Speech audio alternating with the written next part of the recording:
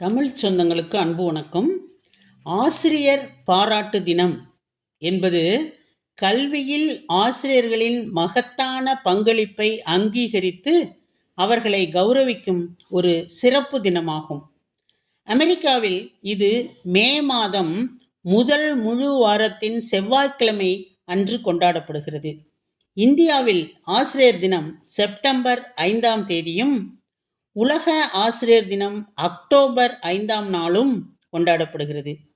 ஆசிரியர்களின் கடின உழைப்பு, அர்ப்பணிப்பு மற்றும் மாணவர்களின் வாழ்வில் அவர்கள் ஏற்படுத்தக்கூடிய நேர்மறையான தாக்கத்திற்காக ஆசிரியர்களை கௌரவிக்கும் ஒரு அற்புதமான தினம்தான் ஆசிரியர் பாராட்டு தினமாகும்.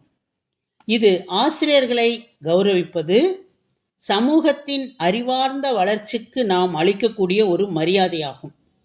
1994ஆம் ஆண்டு அரசியல் மற்றும் கல்வித் தலைவர்கள் அனைவரும் ஆசிரியர்களை கௌரவிக்கும் ஒரு நாளை பற்றிய விவாதங்களை தொடங்கினார்கள்.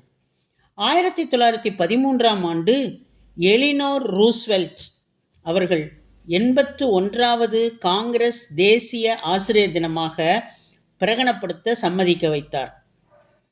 காங்கிரஸ் 1980 மார்ச் 7ஆம் நாளை தேசிய ஆசிரியர் தினமாக அறிவித்தது. தேசிய கல்வி சங்கமானது 1985 வரை மார்ச் மாதத்தின் முதல் செவ்வாய்க்கிழமையை தேசிய ஆசிரியர் தினமாக கடைபிடித்து வந்தது. அதற்கு பின்னர் தேசிய கல்வி சங்கத்தின் பிரதிநிதிகள் சபையானது மே மாதத்தின் முழு வாரத்தின் செவ்வாய்க்கிழமையை தேசிய ஆசிரியர் தினமாக அறிவிக்க வாக்களித்த போது தேசிய பெற்றோர் ஆசிரியர் சங்கம் மே மாதத்தின் முதல் முழு வாரத்தை ஆசிரியர் பாராட்டு வாரமாக நிறுவியது. ஆசிரியர் பாராட்டு தினம் என்று ஒரு நாள் கொண்டாடுவதை விட ஆசிரியர் பாராட்டு வாரம் என்று ஒரு வாரம் முழுதும் கொண்டாட வேண்டும் என்று அறிவிப்பு விடுத்தது.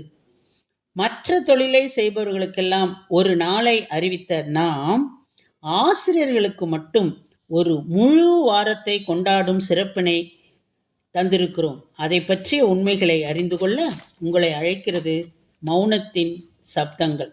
ஆசிரியர் கடவுள் போன்றவர் என்ற பொருளில், ஏன் கடவுளுக்கு முன்னாலே வைத்து மாதா பிதா குரு என்று 3ஆம் இடத்தையும் கடவுளுக்கு 4வது இடத்தையும் நம் முன்னோர்கள் வைத்தார்கள்.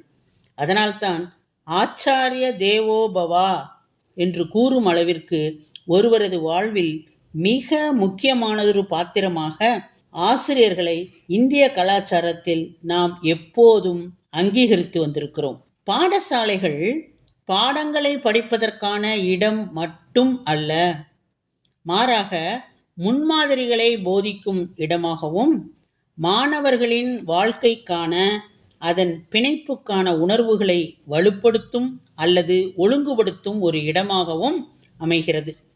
ஒவ்வொரு புதிய தொழிலதிபரோ, மருத்துவரோ, பொறியாளரோ அல்லது செவிலியரோ தங்களுக்கு உத்வேகம் அளித்த ஒரு ஆசிரியரின் பெயரை நினைவு கூறாமல் நிச்சயமாக இருக்க முடியாது. ஆசிரியர்கள் பாடம் கற்பிப்பதை தாண்டி அதற்கும் மேலான பலவற்றை மாணவர்களுக்கு செய்கிறார்கள். அவர்கள் ஊக்கமளிக்கிறார்கள், வழிகாட்டுகிறார்கள் மற்றும் எதிர்காலத்தை வடிவமைக்கிறார்கள். அறியாமை என்னும் இருளை நீக்கி அறிவு தீபம் ஏற்றி வெறும் கல்லாக அவர்களிடம் ஒப்படைத்த மாணவர்களை சிற்பமாய் செதுக்கி எடுக்கிறார்கள். காந்தம் தன்னுடன் சேர்ந்த இரும்பு துண்டை காந்தமாக்குகிறது. நெருப்பு தான் சேர்ந்த பொருளை யாவையும் நெருப்பாகவே மாற்றிவிடுகிறது. தயிரானது தன்னுடன் சேர்ந்த பாலுக்கும் முக்தி அளித்து அதனை வெண்ணெயாக, நெய்யாக நீண்ட நாள் கெடாமல் இருக்கும் வாய்ப்பை அதற்கு உண்டாக்குகிறது. நீரோட்டம் தன்னுள் சேர்ந்த பொருளையும் தூய்மை செய்து இழுத்து சென்று வளமான பகுதிக்கு கொண்டு சேர்க்கிறது. அதுபோல ஒரு குருவானவர் திருவாக இருந்து ஒரு மனிதனாக மனிதத்தோடு உருவாக காரணமாக இருக்கிறார். மாதா பிதா என்ற ஒரு மனிதன் பிறப்பதற்கு காரணமான இந்த இருவருக்கும் அடுத்தபடியாக குரு என்ற ஆசிரியரைத்தான் நம் முன்னோர்கள் வைத்து வணங்கி இருக்கிறார்கள். இந்த செய்தியை நாம் நன்னூலில் இருந்து அறிய வருகிறோம்.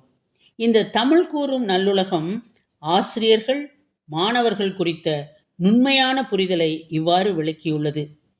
சுவைத்தும் சிந்தித்தும் போற்றத்தக்க உறவு இது.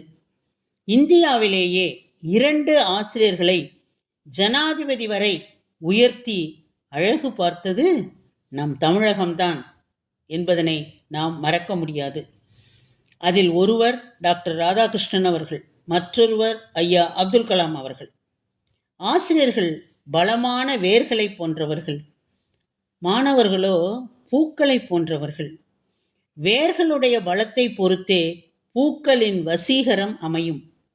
இந்திய நாட்டின் எதிர்காலம் வகுப்பறையின் 4 சுவர்களுக்குள் தான் தீர்மானிக்கப்படுகிறது என்று கோத்தாரி எஜுகேஷன் கமிஷனின் கருத்து மிகவும் உண்மையானது. எழுத்தறிவித்தவன் இறைவன் ஆவான் என ஆத்திச்சூடியில் பாடியிருக்கிறார் ஔவையார். மற்ற பணிகளைப் போல ஆசிரியர் பணி என்பது ஒருவரின் வாழ்வாதாரத்திற்கான பணி அல்ல. இது தனது வாழ்வையே ஆதாரமாக்கும் ஒரு பணி. இது உயிரோட்டமான பணி, ஆய்வு ரீதியான பணி, உளவியல் ரீதியான பணி, சேவை ரீதியான பணி, அர்ப்பணிப்புள்ள பணி. உலகின் புனிதமான அறைகள் 2. ஒன்று தாயின் கருவறை, மற்றது ஆசிரியரின் வகுப்பறை. தாயின் கருவறையில் ஒருவன் உயிர் பெறுகிறான். ஆனால் ஆசிரியரின் வகுப்பறையில்தான் அறிவு பெறுகிறான், ஆற்றல் பெறுகிறான், திறமை பெறுகிறான், உணர்வு பெறுகிறான். உயிர் பெறுவதை விட உன்னதமாக கருதப்படுவது உணர்வு பெறுவதுதான். திருமூலர் கூறியது போல, தெளிவு குருவின் திருமேனி காண்டல், தெளிவு குருவின் திருநாமம் செப்பல், தெளிவு குருவின் திருவார்த்தை கேட்டல், தெளிவு குருவுரு சிந்தித்தல் தானே என்பது நிஜமான கூற்றாகும். ஒரு நல்லாசிரியன் குறித்து நன்னூலில் கூறப்பட்டுள்ளன.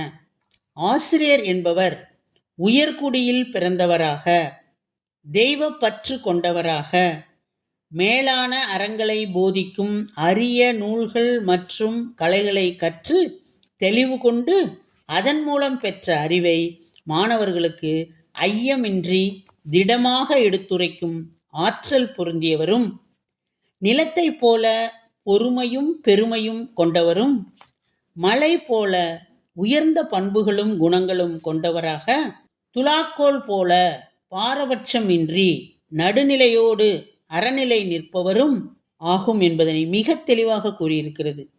மலர் தன்னுடைய வசீகரத்தாலும் புனிதத்தாலும் நறுமணத்தாலும் மென்மையாலும் தன்மையாலும் வண்டுகளை தன்வசம் இழுப்பதை போல ஈர்ப்பு சக்தி கொண்டவராக ஒரு ஆசிரியர் இருக்க வேண்டும்.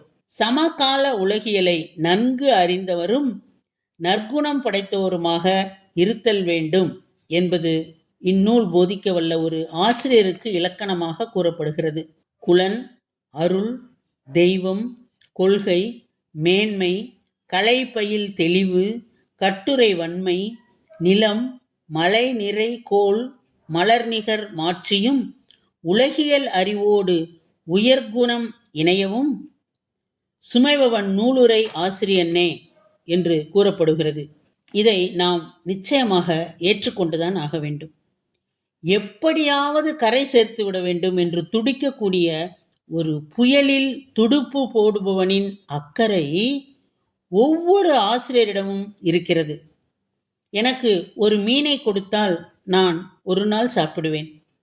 ஆனால் மீன் பிடிக்க கற்றுக் கொடுத்தால் என் வாழ்நாள் முழுதும் சாப்பிடுவேன் என்பது ஒரு சீன பழமொழி. அவ்வாறு ஆசிரியர்கள் வாழ்நாள் முழுதும் சாப்பிடுவதற்கு மாணவர்களுக்கு மீன் பிடிக்க கற்றுக் கொடுப்பவர்களே ஒழிய அவர்கள் கையில் ஒரு மீனை கொடுப்பவர்கள் அல்ல. இதுதான் அவர்களுடைய பணிக்குரிய ஒரு சிறப்பு ஆகும். ஒரு சிறந்த ஆசிரியர் புத்தகத்திலிருந்து அல்ல, இதயத்திலிருந்து கற்பிக்கிறார். போதிப்பவர்கள் எல்லாம் ஆசிரியர்கள் அல்ல. நாம் யாரிடமிருந்து பாடம் கற்றுக்கொள்கிறோமோ அவர்களே சிறந்த ஆசிரியர்கள். குடிப்பதற்கு கஞ்சியும், உடுப்பதற்கு துணியும், படிப்பதற்கு புத்தகமும் கூட இல்லாமல் இருந்த அப்துல் கலாமை இத்தேசத்தின் மிக உன்னதமான முதல் குடிமகனாக, ஜனாதிபதியாக மாற்றிய பெருமை சிவசுப்பிரமணியர் என்னும் ஆசிரியரையே சாரும்.